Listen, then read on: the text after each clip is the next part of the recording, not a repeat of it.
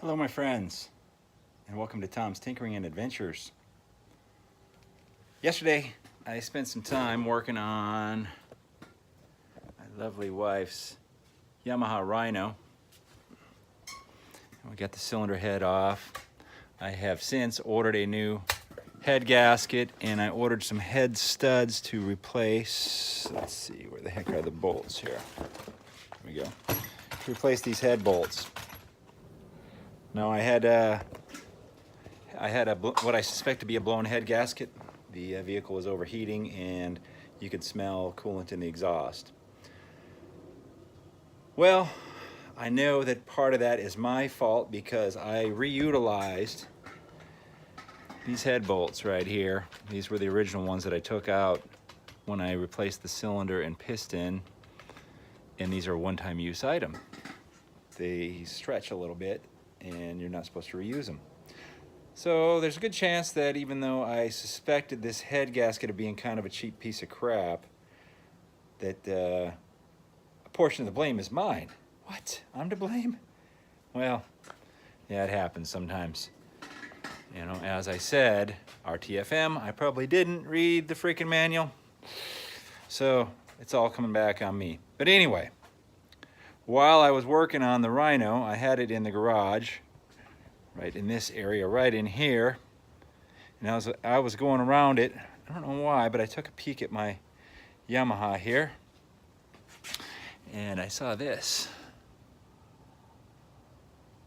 So it looks like my fork seal, which was leaking while I was on my adventure ride through Canada, Alaska, the United States, and I did temporarily fix it. So it's back to leaking again. So I placed an order, got some fork seals on order. I also ordered what I should have ordered in the first place, which is called socks, which I'll show you when we install that. That'll be a couple days down the road.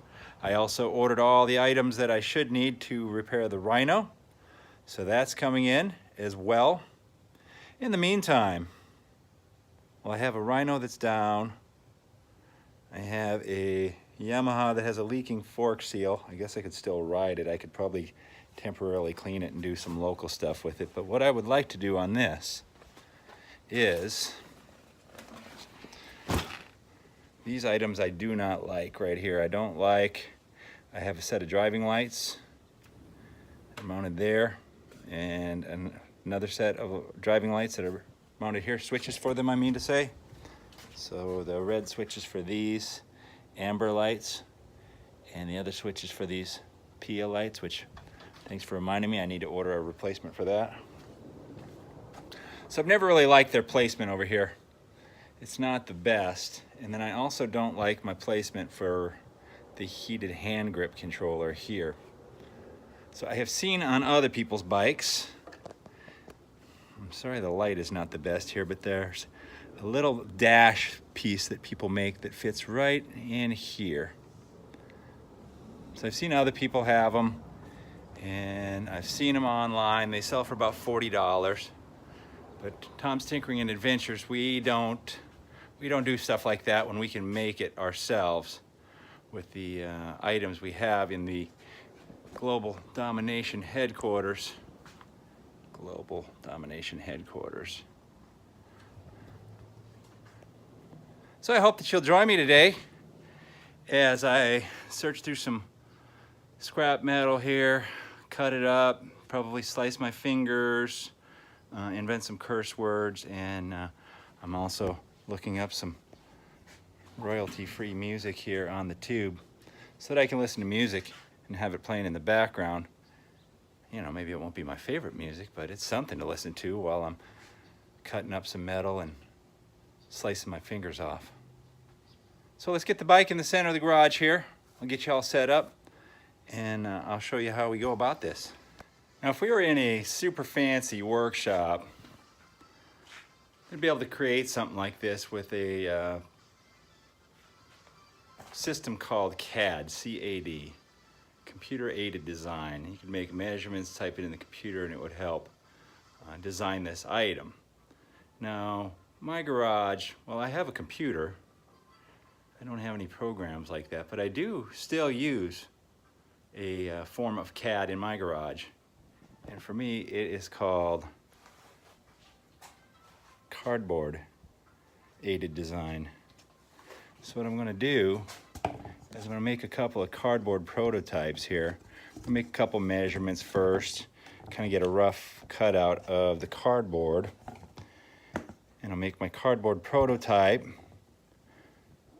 put it in here, see how it works, and then once I know that it works, then I can hopefully take the cardboard and transcribe it over onto some sheet metal and then start cutting my fingers all up. So the first thing I can see is that my dash area is really only going to be about that big because I have this holder right here for the throttle cables.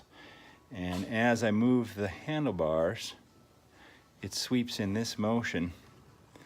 So what I'm going to have to do is kind of make a couple of measurements. I can measure from here to here, and then from the center, and the same.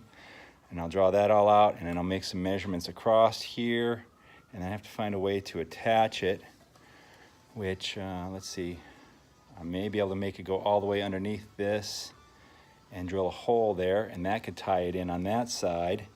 And then on this side, I could either drill some holes here, or I could bend a 90-degree edge on it and tie into those two bolts there. I'd have to make a little dog leg on it or whatever, but that's where this cardboard is going to come in handy. So I'm going to cut a couple pieces of this. Thank you, Amazon, for mailing everything. And we'll figure it all out from there. As you can see, I've got all my precision measuring equipment and cutting equipment out here. Got my Cobalt 30-foot, I might need 30-foot tape measure for this job, and my machinist's rule here, all the way down to 64ths of an inch, pretty fancy. And my square, and my free pen, and a old scissors, and some cardboard. So I drew up a little, did a little bit of measuring and visualizing, and I got some rough stuff that I drew out here and transcribe that over and cut out this thing here. Does it look kind of like this? Let's see, kind of like that, but let's see how she goes here. You can see all my pen marks on there, so I don't know, I just did some measurement and let's see what happens. If I was making it out of cardboard, I'd almost be done here. I don't know how this is going to go in here once it's made out of metal, but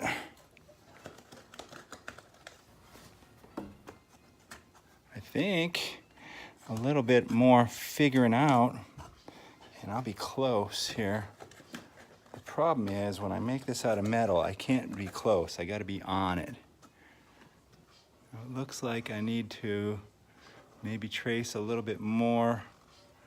I'm worried about this too. Worried about this brake hose. If I make this out of metal, well, I could put an edge on this with something, with like a piece of weather stripping or something so that it won't cut through that.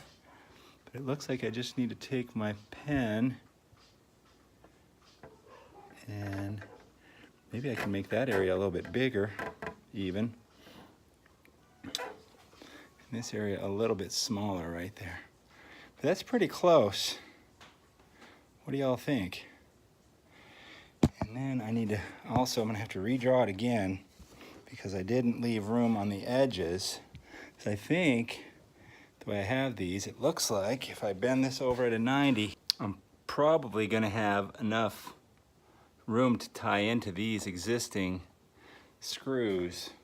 Now I didn't even think about it, but I'm gonna have to pull these air deflectors off and see how they're even attached on the back. Maybe it doesn't even have a nut or anything there. I don't know what's back there, but I'm gonna have to take a look and figure it out before I proceed with this plan. But it looks like I've got a fairly close CAD design here. Like I said, I just needed just maybe trace with the pen right there, or option B, I might be able to just bend that thing. Look at that. I just bent that thing in. Oh yeah. Of course, I would like to add a little bit right there, so maybe it's time to draw out a second one and add a little bit there, because the wider I make this, the stronger this will be. But not too bad for a first attempt. Version 2 CAD design here in place. You can see I added a little bit of thickness right there. And I took out a little bit over here where this brake line goes. So you can see there's, you can't quite see it very good. There's clearance there, see? All the way to the end. And I can even trim a little bit more off of that if I need. Fits nicely all the way up underneath here. And let's see, does it fit up under here pretty good? Yeah, not too bad. Not too bad. Not too shabby. All right, now I need to look at the mounting, how I'm gonna mount it. So there's a couple different ways I could go about this. I cut this, let's see if we can get this cardboard out. I cut this with this little chunk out to go around this. Now if I left that all the way underneath there, I could just cut a hole and I could just mount right there. This thing is not gonna hold a lot of stuff. I'm gonna probably plan on moving this switch. This one I might actually not move now that I think about it. I don't like it there, but it's got a hole drilled in here. So I'd be left with a hole there. My heated grips I could move up there, and then I could maybe put another USB charger, or just a regular, I could just put a regular 12 volt outlet in case the USB charger goes out, then I'll have a backup. Not a bad idea.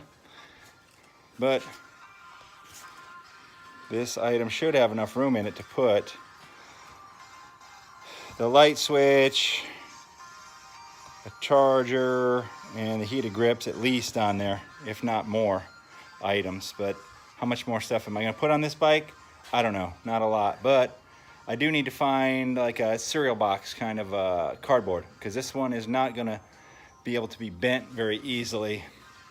So what I'm gonna do, I'll look around the house and maybe dump out the Cheerios, and then I will trace this out onto a thinner cardstock, create the 90-degree bends on this side, and on this side, once I take these plastic air wings or whatever they call them off of here, and figure out how I'm going to mount that.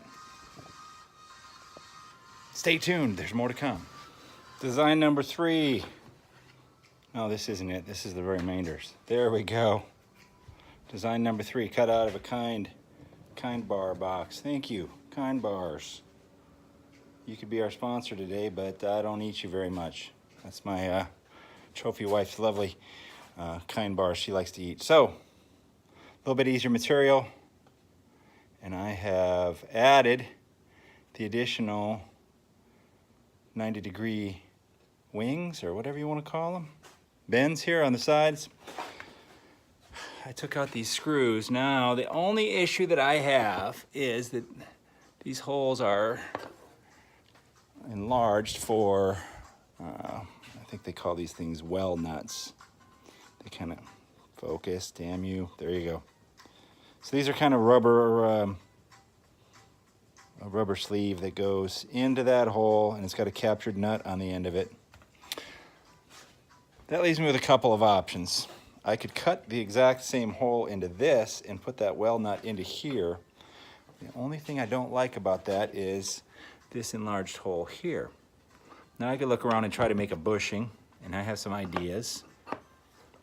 But first and foremost, what I'm going to do is I'm going to dig around amongst the empty beer boxes and other crap here. There we go. Look, there's an old air filter. What the hell is that for? I don't know what that goes to. Right there in the trash.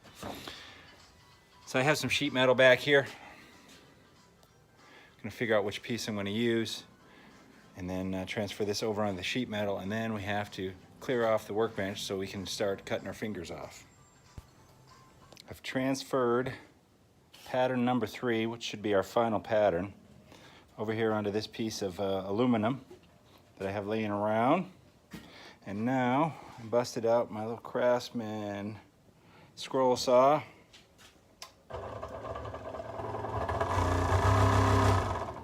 With a metal cutting blade. I'm gonna try to cut this thing out as close to this as I can. Then I'm gonna clean it up with a file and some sandpaper. So I'm not going to subject you all to the noise of this entire thing, but maybe once I get the last little bit of it, then we'll put the camera on it because it's pretty noisy.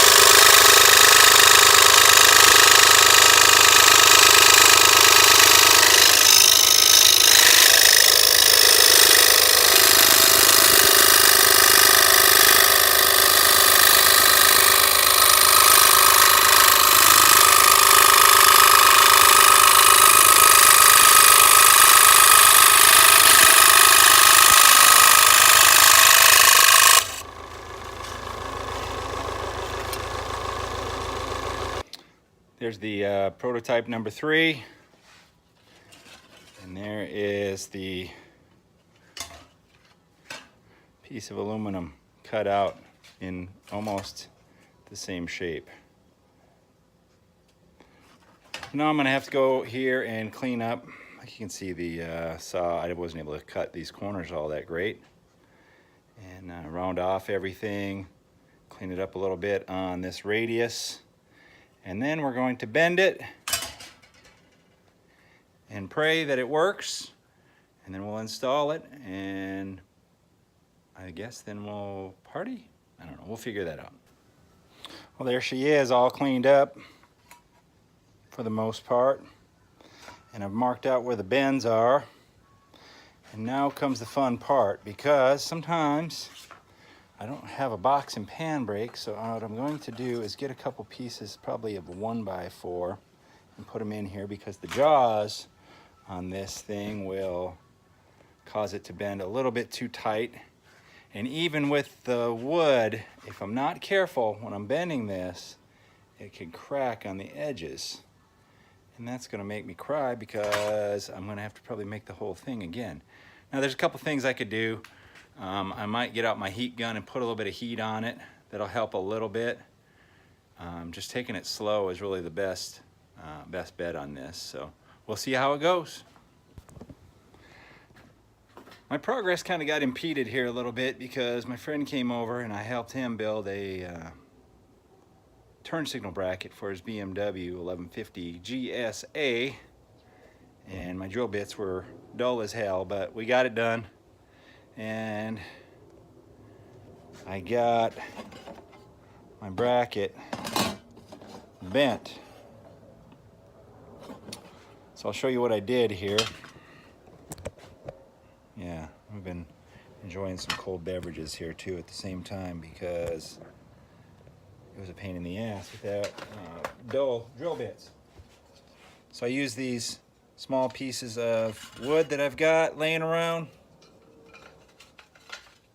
Clamped it in my clamp like that in my vise. And I used my Harbor Freight heat gun, heated this area up, beat the hell out of it with a dead blow mallet. Easy day. Now, I've already added a little change I need to do to this, and I'll show you real quick, because I already test fitted it. Anyway, I'm not going to get it all the way in there because it doesn't go in easily, but The problem is, phone popped right out of the holder. Problem is that I measured this just a tad off, or it got a little tad off, and it's hitting on this little rib here. So I need to cut just a little bit more. That's probably more than I need to cut off of there, but all that's going to be underneath anyway.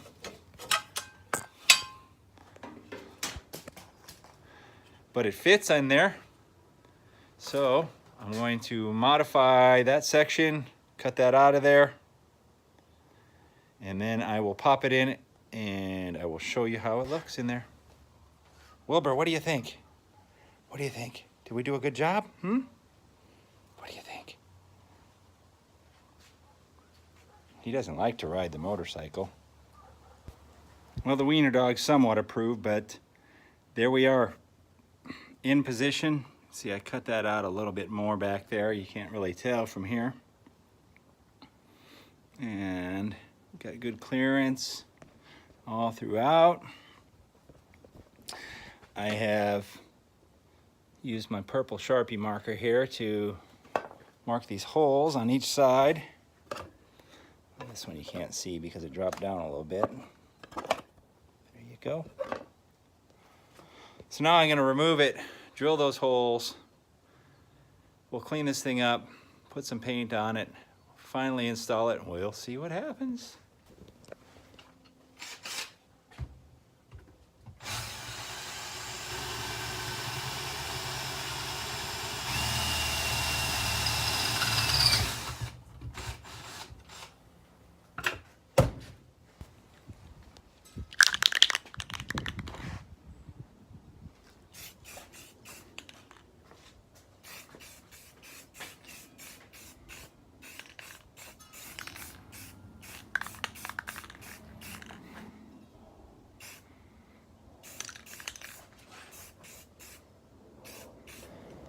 I don't know if you can see that, but I got a little over ambitious with the spray paint, and I got some run right there, a little bit of a run.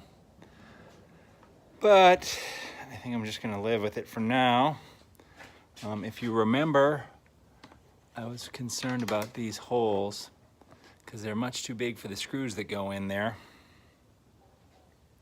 So what I did is I found this piece of rubber hose. And there's my air compressor kicking in. And I cut down a couple of little shims, and I'm going to stick those inside of those holes. And then these well nuts that I was talking about that were in those holes are now going to go into the dash. So the dash will go in. I'll put these in as spacers. And then these screws, even though it's a little bit big, at least it's going to keep it from getting too crazy in there. So that's how we're going to put it together. So once that thing dries, we'll install it and see how it looks. All right, I had to go to Walmart, do some shopping, but that was okay because I had to wait for this thing to dry. We got the well nuts installed here. So I'm going to get it over on the bike. Oh, look at that. I didn't even notice that until just now. That's okay. There's a little bit of a divot right there. That'll be up underneath, so hopefully we don't notice it. And there's that run in the paint. I'm not overly satisfied with this paint anyway because it's been sitting out here drying for over an hour. And it's still kind of crappy, tacky, so... well, let's see. This isn't the stuff I used. Some rust, but I was using Rust-Oleum Paint Plus Primer. I was using a different product of the same name. Let's see if we can find it here. This one here. Didn't dry very good, and it's been over an hour, so we'll see. This has got to come out after I install it anyway, because I have to drill some holes in it to mount all this goodies. So we'll just get it in and see how it looks. Well, it's been a long day here between working on this and helping my buddy on his BMW and running to the store. But here we have it, ladies and gentlemen. Boom. You can see everything clears. Clearance right there. Just barely. I'm not concerned about it though. It's not rubbing on anything. Clearance all the way over here. And now I have room to add my heated grip controller up here. And I'm probably gonna move this light controller up there as well. And we'll see if I maybe wanna add, like I said, maybe I'll add another socket on there for backup, because this one over here works just fine. It even has a display for voltage, but I can never see it anyway. So maybe I'll move that over there and maybe I'll be able to see it better, and I'll just put a regular controller right there. Actually, the one that was in there was just a regular 12-volt socket. So I might install the original and move this one over. We'll see how that goes. But it's done. We knocked it out. It was a little fun project in the garage. Thank you very much for watching. Get out there and find your adventure. Adios.